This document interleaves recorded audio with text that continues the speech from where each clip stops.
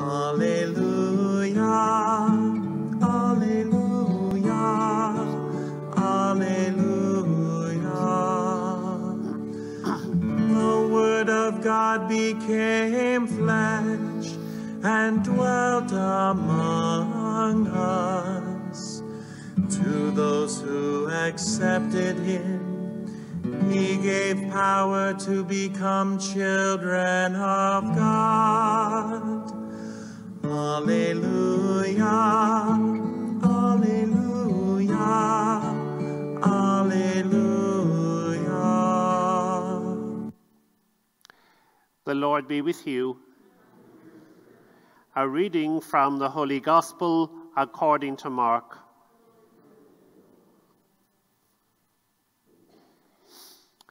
Jesus went to his hometown, and his disciples accompanied him. With the coming of the Sabbath, he began teaching in the synagogue, and most of them were astonished when they heard him. They said, "Where did the man get all this?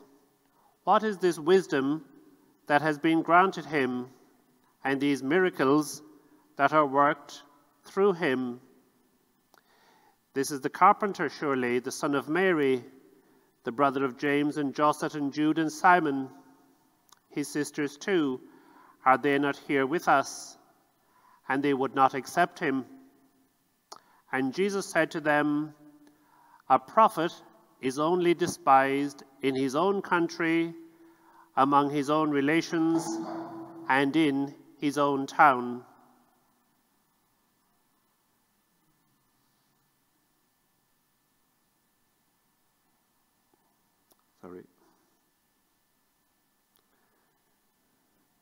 And he could work no miracle there,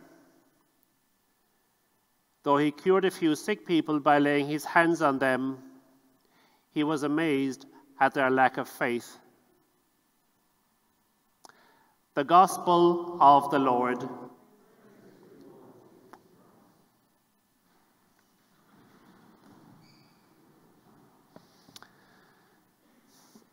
So in our readings we've just heard, we find the theme of prophecy. The prophets were chosen by God to speak his word to the people. Pope Francis perhaps is the great prophetic voice of the world today, not only of the church, but to the world. And we are all called to be prophets by virtue of our baptism.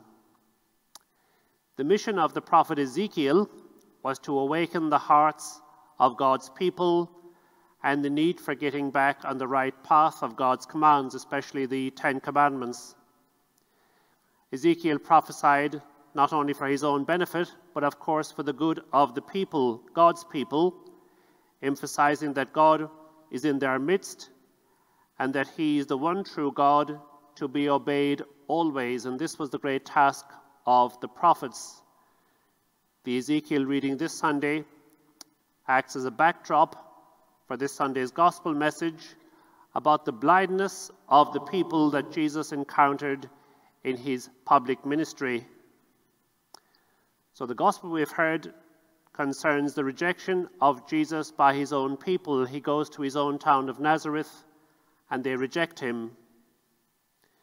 In the Gospel of St. Mark, there is a recurring theme of opposition to Jesus,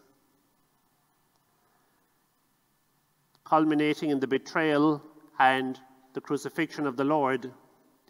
Leading up to that, the teaching of Jesus ultimately incites the religious leaders to plot the death of Jesus.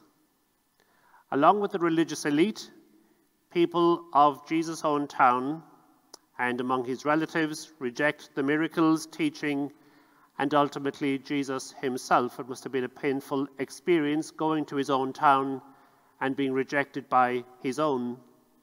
But despite their hostility, Jesus nonetheless is the Son of God, endowed with wisdom and power from the Father, who sent his Son into the world as the Redeemer of humanity.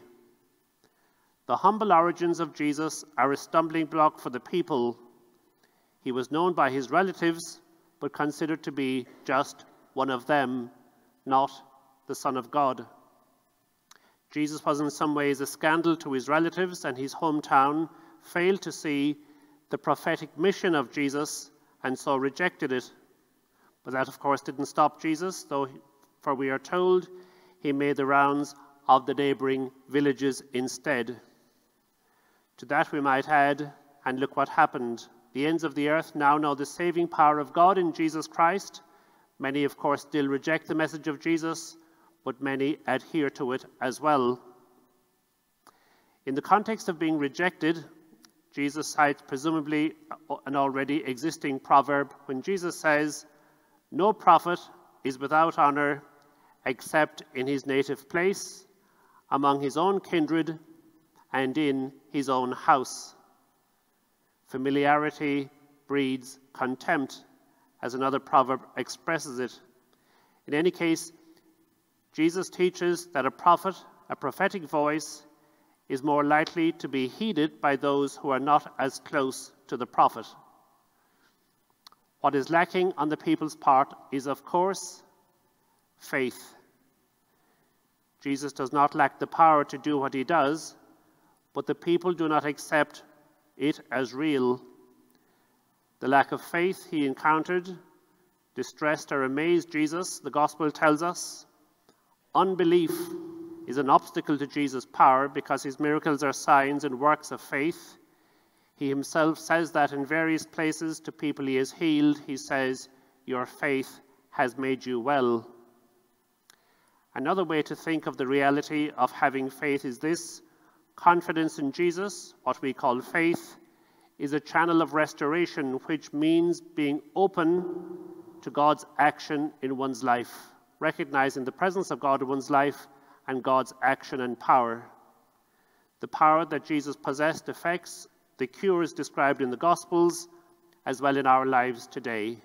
So by virtue of having faith, faith allows the power of God to work within us. The power of Jesus is more easily put into action where faith exists. The faith of some people described in the Gospels enabled them to receive healing, just as a lack of faith easily gets in the way of the action of Jesus, as described in the Gospel. So perhaps a task for us, having heard the word of God this Sunday, is to pray once again for the gift of faith. Lord, I have faith, but it's weak. Strengthen my faith. Give me more faith that I may believe. It's a gift for which we need to ask God time and time again. May we possess the necessary faith, receptivity to the action of Jesus in our daily lives. The Lord is ready and willing to assist us in our needs, to deepen our faith, great and small. All we need to do is to have faith and to ask, Lord, increase my faith.